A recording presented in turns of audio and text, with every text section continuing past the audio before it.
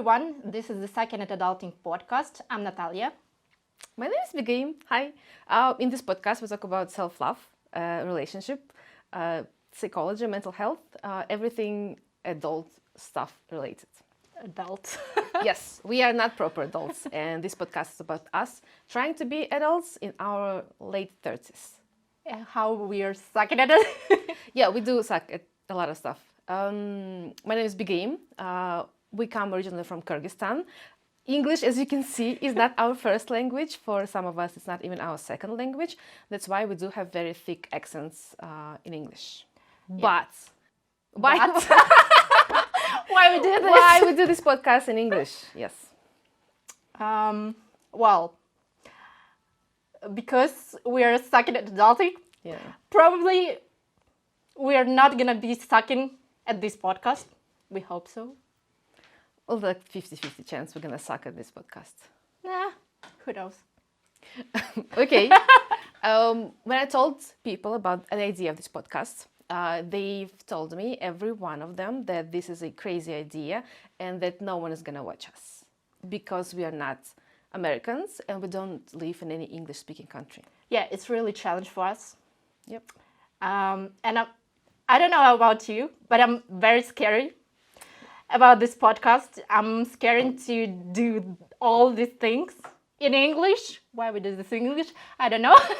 Well, because it's the same like with being adults. We don't have instructions how to be an adult. We don't know what to do. We don't know what the indicator of success of it. So it's the same thing as being an adult and doing a podcast in another language. Yeah, but the issue that we are sucking at adulting. Okay, why do you think we suck at adulting? Because right now my life is very stressful, and thinking and doing all these adult things, it's really scary because no one really teach you how to do this.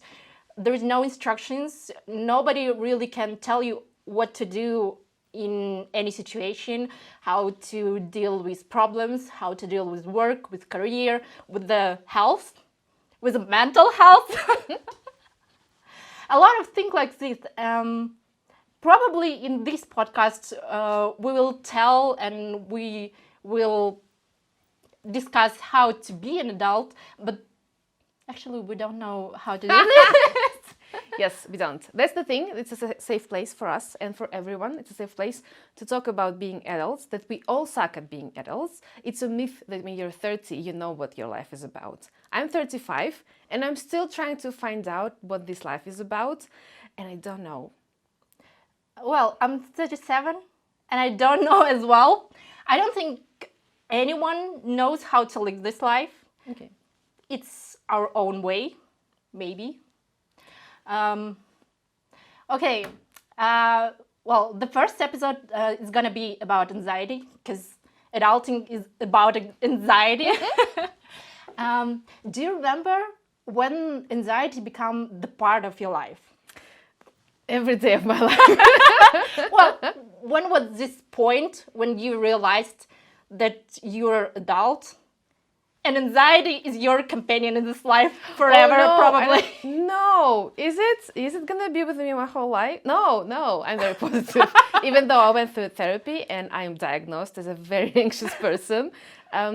I went to a very stressful high school when I was younger. I went to a math and physics high school. It's one of the best in our country, one of the best in our city. Not that smart though. I barely went through that school, but because it was a very high stressful environment, and we are always taught that we are the best of our society, we are the best of our generation, which is, by the way, bullshit. But we were told that we are the best of our society, and I've been with this anxiety since I was 9 when I started going to that school, because the pressure was immense. The pressure was from our teachers, from our parents, from the society, because you're going to this particular school and everyone thinks that the next president will come out of this school. Thankfully, no one... I don't think my classmates should become presidents of this country. Thankfully, we were not presidents, but my classmates, they do take higher positions in several organizations in Kyrgyzstan and all over the world. So this anxiety has been with me since I was 9. At 33, I went into therapy. Finally, I went to the therapy. I was diagnosed as an anxious person, and now I have tools and I have resources. I know how to live with my anxiety. It became a bit easier at the same time. Because I say out loud that I have anxiety, there is stigma related to it. And I think our society, especially in Kyrgyzstan, for example, for now, doesn't really understand anxious persons. They're not gentle towards us, unfortunately. And obviously, people like my mom think that it's a made-up diagnosis, and obviously we're not as anxious as we really are.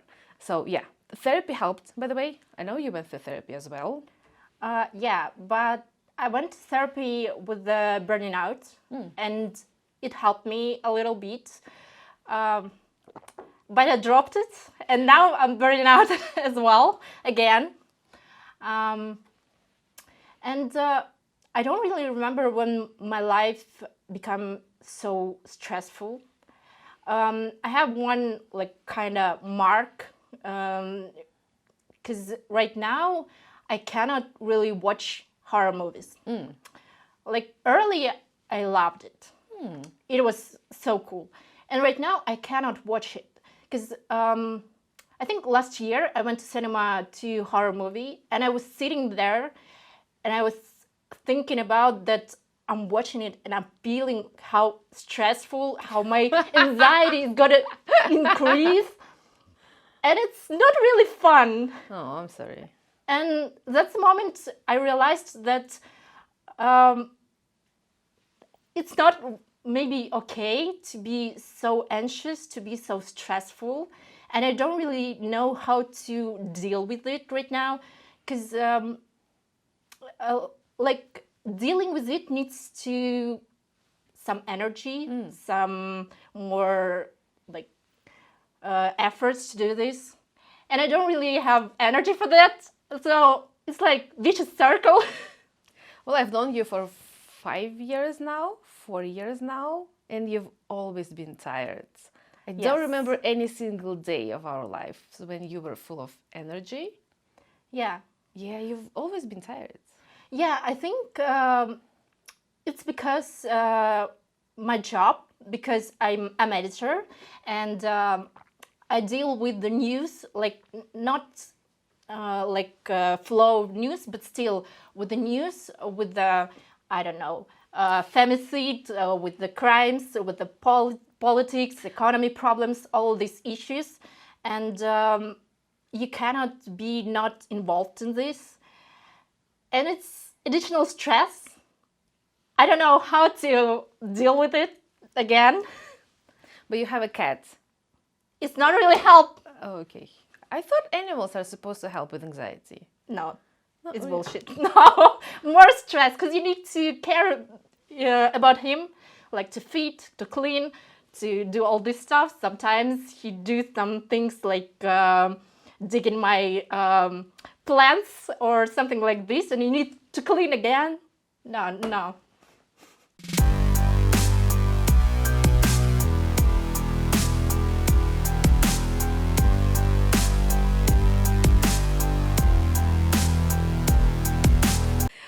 Okay, do you have any ideas, any tips and tricks how to survive when you don't have energy to survive? And also, quick point, I'm not married, I don't have children. You're not married, you don't have children. Well, I have a partner. You have a partner, but we don't have children, so... I have a cat. I have 20 plants. It's not the same. I have plants and cats. Well, I think cat is very close to, it's kind of repetition. Oh no, people are gonna hate us online for saying that. She said it, not me. So, do you have any tips? When you don't have, I didn't say that having an animal is equals to having children. I didn't say that. I fear of people online. But seriously, do you have any tricks or tips how to survive when you barely have energy to get out of your bed? Well, it's hard to say, because I think different things works for different people. Well, for me, sleeping and like some time of caring myself, it's help a bit, but not really. It's just when you, well, Okay. it's kind of, you cannot just drop everything and do nothing and just like have a relax. It's not like this. It's like every day you get up and do like your routine, and it's help a bit, but still not really. So I don't know how to deal with it. Maybe I should go to therapy again. Yes, but you don't have energy to go to therapy. No. Okay, that's a vicious circle. I agree. Okay, so we did this podcast that no one asked us to do. We're doing it in a foreign language. We do it with our own money. No one pays us, unfortunately. Yet. Well, I don't think we're going to get paid for this podcast. Well, but I hope. yes. So we are scared. We are unsure. We are anxious. Why do we do this podcast? Because we want to do our lives more hard. That's very bad. Yeah. Kind of counterintuitive to do this podcast. But what I want to say is that even though it's kind of hard for us to do podcast in a foreign language, and literally no one believes in this idea, I think that's why we're doing this. Because I personally want to prove to people that it's not stupid, as I've been told, and I quote people, it's not stupid to do podcast in a foreign language. I do think we're going to gain audience because we create a safe space for people. What else do we want of people? Well, I think this podcast is going to be kind of recipe for people how not to do.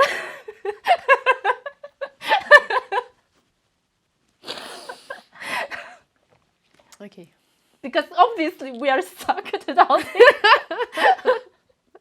Maybe we suck at podcasting too, though we did have a very popular podcast before in another language. So technically we don't suck at podcasting. We do suck at podcasting in English now. But yeah, I think it's the same with adulting. We're going to figure it out. Maybe one day or not. It depends.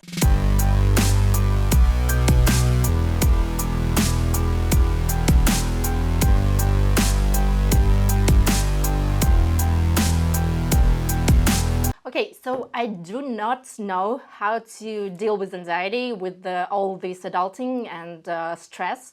Do you have any tips for people how to deal with it, what to do, and how to help yourself? It depends. I have tips and tricks for me because I'm a kind of person that needs to be in control. What I like to do is to go through every book and every course I can find on well-being.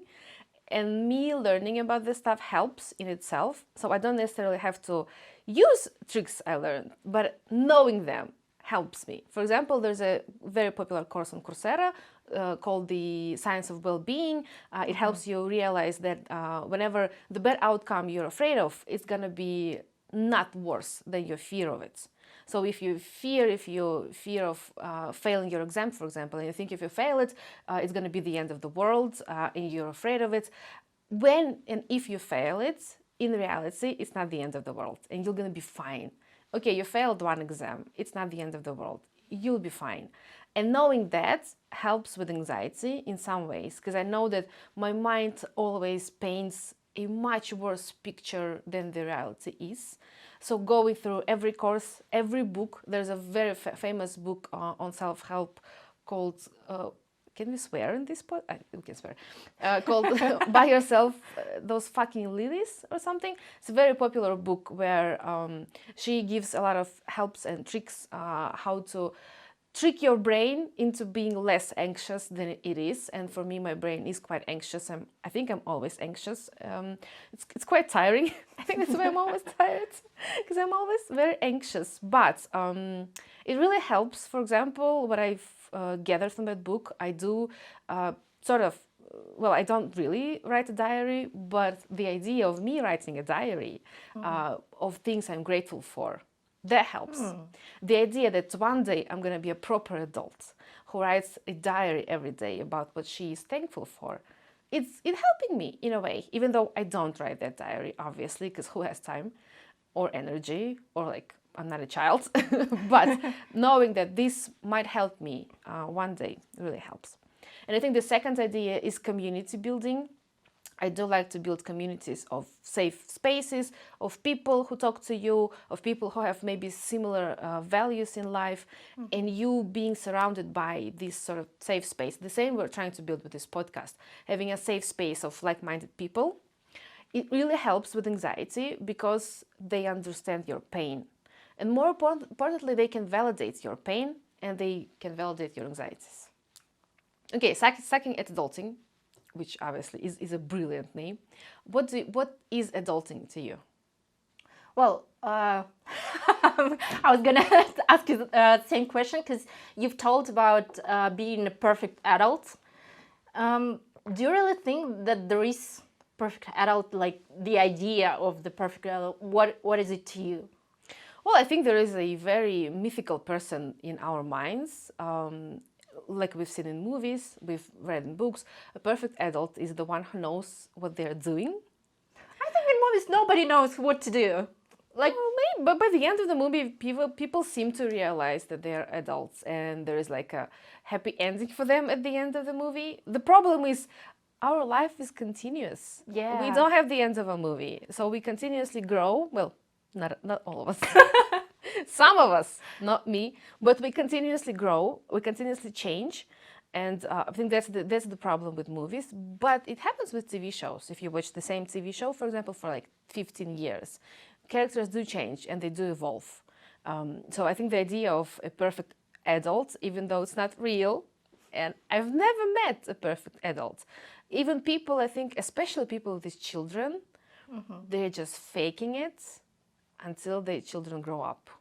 well, I think we all kind of fake it in some way because you're just improvising. You probably nobody knows what to do, so we're just improvising. That's the problem, though, because movies and TV shows and books tell us that we are supposed to know what we are doing. And no one tells you the truth that none of us know what they do.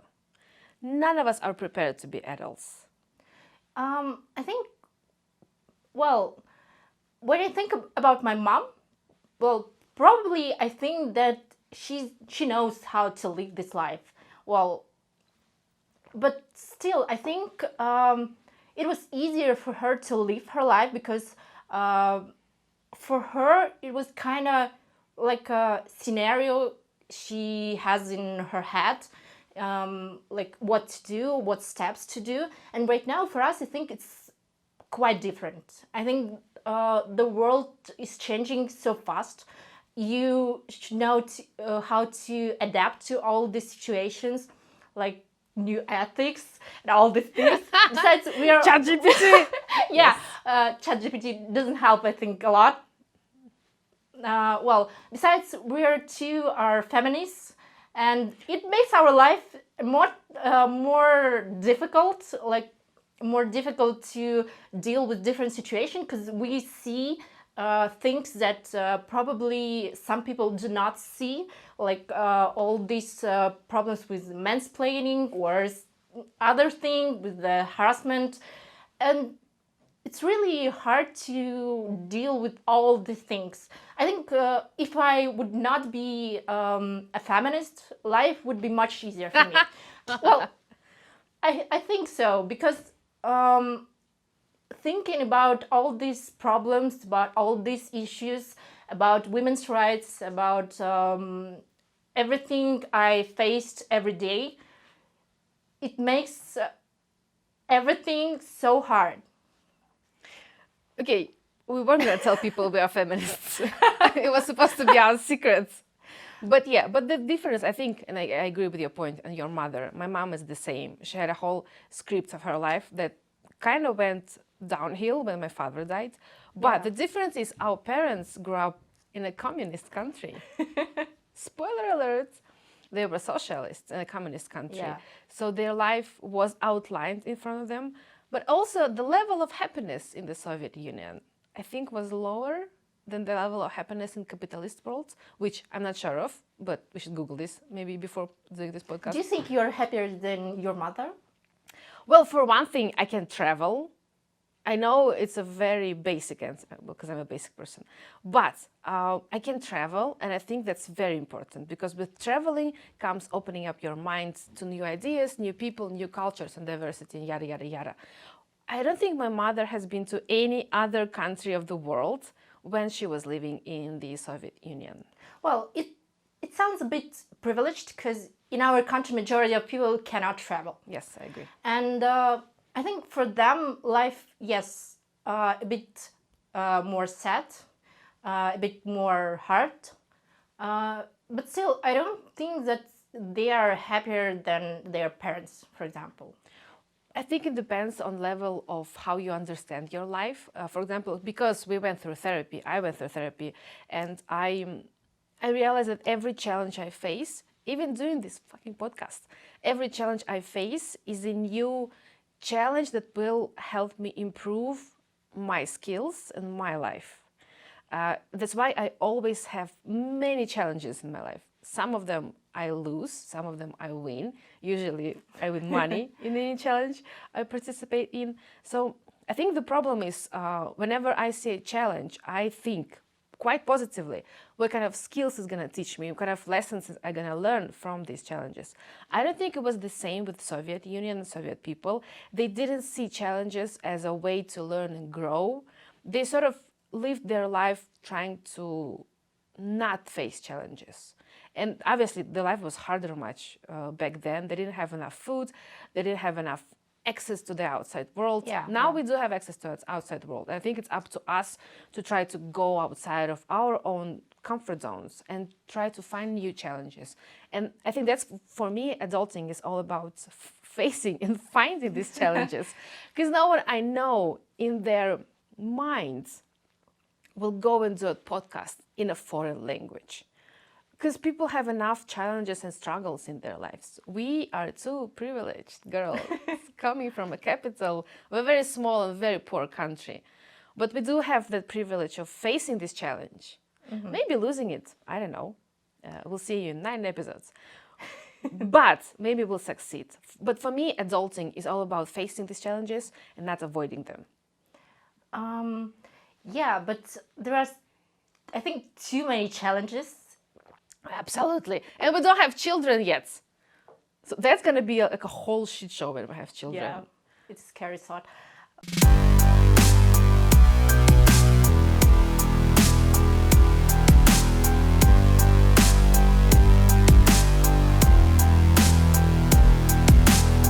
Do you think that there is some kind of signs of adulting, like components of adulting?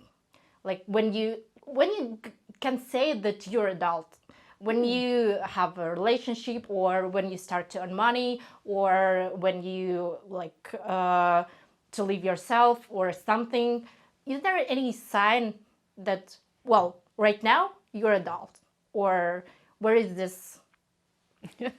I've been to enough dates with older men to know that it's not about age, and often enough it's not about income. I think it's more about owning up your mistakes and realizing that you've made a mistake, owning up to it and trying to fix it. Because with most men that I've been on dates with, they don't own up to their mistakes. They often say, I'm sorry if I offended you, which, by the way, is not an apology in itself. You cannot say, I'm sorry I offended you and expect us to forgive you. The ones that say, I'm sorry that I did the first thing, the second thing, and the third thing, and I realize how that might have hurt you, those are, I think, adult people. And I'm usually owning up to my mistakes, usually. I think that's for me, when you become an adult. And some people become adults in like their 20s, in the very early age. Maybe if they come from like a very hard past. So they own up to their mistakes much earlier. Many of the men on Tinder don't own up to their mistakes, no matter how old they are. Do you think you can be prepared to be adult? Do you think you can like raise children and prepare them for adult life. Because my childhood was so easy. No responsibilities, no duties, no worries. Everything was cool. But after that, I think it's much harder when you have so easy childhood. It's much harder to be an adult because I think I was cared by my mom. I think, well, I'm still cared by my mom. But you do you think it's possible to be prepared for this life? No, I don't think it's possible. But at the same time, I did have the same childhood. I was very cared for and protected from this world. I knew nothing about this world. Yeah. Like, I didn't even use public transportation until I was like, I think 20 or something, and I moved to another country. I think, yes, we're not prepared to be adults, but at the same time, I do feel thankful to my parents for giving me the perfect childhood where I had like zero problems. And I grew up when the Soviet society collapsed. You the same. So I imagine outside of our very small house, there was a shit show happening. And I do strongly believe that my parents didn't know anything about this life. And I do think they were struggling to figure it out, struggling to find food and money for food. But I am thankful for being protected from this world. Because I think childhood's supposed to be naive and easy and very bright. And Otherwise, still, you were stressed from your nines. well, yeah, well, because my father was a math teacher and he wanted me to learn math without asking me whether I want to learn math. So yes, I was a very anxious child. But can you imagine if I wasn't protected that much, how much more anxious I'd be today? Even with the perfect circumstances and perfect childhood, I was a crazy anxious child. Well, yeah, true. But still, probably, maybe there is a way to prepare like children to be adult, to make them have more responsibilities, to let them make decisions. Because in my childhood, I didn't really have a lot of things that I can decide, like what I want to wear or what I want to eat. Because you eat what you have, and that's it. You don't really decide anything. And right now, it's really challenging for me. For example, when I need to choose something, it's really challenging for me. It's really stressful because I'm thinking about different things. Is it okay or not? Or maybe this. And really, when I buy, I don't know, anything, clothes, techniques, or anything else, it's always this choice. And I'm not sure whether I did the right choice or not.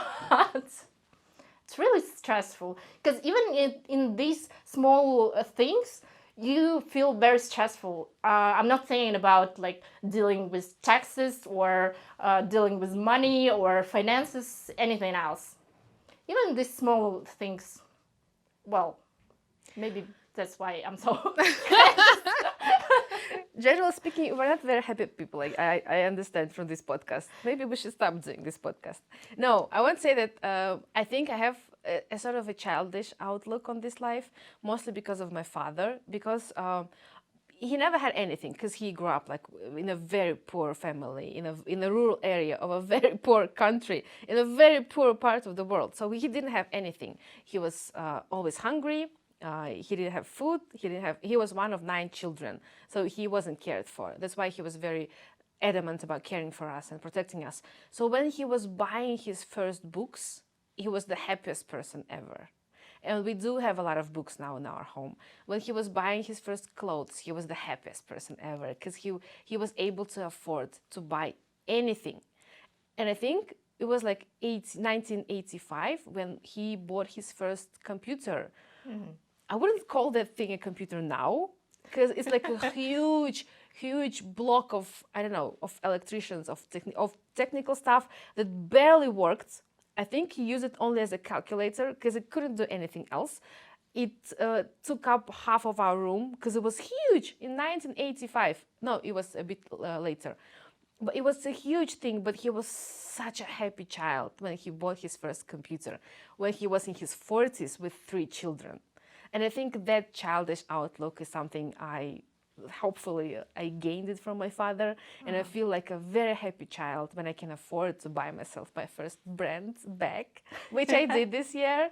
And I think it all depends on how your parents saw this life. He was very childish about this life. He was very curious about this life. And I think I'm very curious about this life. That's why I'm doing podcast, fucking English language. I know nothing about podcast in English language. You made me this podcast. Shut up. And I think he had this childish outlook on life. And I think that matters. I think that's why I'm still like this in my 35, still trying to figure it out. But I'm quite positive about it. Because, well, he did figure it out. He died. So maybe I shouldn't be that positive. But maybe I'll die a bit later. Maybe I'll figure it out. But I do still buy books because he loved to buy books. Well, I have a little bit different situation because my mom, she's very strict, and I'm from poor family as well. And she was very strict with money because we had a limited budget. So there was not many things that we can afford, and even now I'm still sometimes cannot allow myself to buy some things. Like it's really hard for me to spend a lot of money for one thing or something. It's really, I don't know, even I cannot really explain myself because I have enough money for that. But it's just mentally, it's really hard to allow yourself to do this. I don't know. It's and for me, adulting is about responsibility, like a lot of responsibilities. So I'm responsible for myself, for my cat, obviously, for my mom, for I don't know, other people in my life, even about my partner. I think that I'm in some way I'm responsible for him. I don't know if it's okay or not, but still all this responsibility, it's very hard to deal with because like you're starting to push yourself to do some things, to work more. Well, this is our second work shift. And we make zero money out of it. Yeah. Yeah. Okay. That was a very depressing outlook at life. I suggest we stay with mine. At least with mine, we have death at the end of us, waiting for us. Okay, we don't know how to be adults. We do suck at it a bit, Obviously. but we're gonna talk about this in the next couple of episodes. What are we gonna talk about, Natalia? Well, about different aspects of adult life, like relationship, like money. Okay. Yeah. Well, relationship is okay. Well, it's more about dating and, well, for you, it's about dating. Okay. For me, it's about long-term relationship that is okay. He doesn't speak English, so it's fine. Yeah. Well, it's about money. It's about family, like dealing with our parents, for example, because it's really sometimes can be hard. It's about friends, because to find new friends when you're in your 30s, it's really hard. What else? Well, different aspects of your life. We don't know how to deal with them, but we can try to discuss and find out, maybe not. And one topic Natalia is always avoiding: sports. We're going to talk about health, physical health. Yeah, not my favorite topic. Okay, I think we should wrap this up because I'm sad now. Yeah, me too. I need time to cry. Okay. Thank you for being with us. If you like this episode, please subscribe to our YouTube channel and to our TikTok channel. You can also find us on Patreon and support us there. See you in 2 weeks. Bye.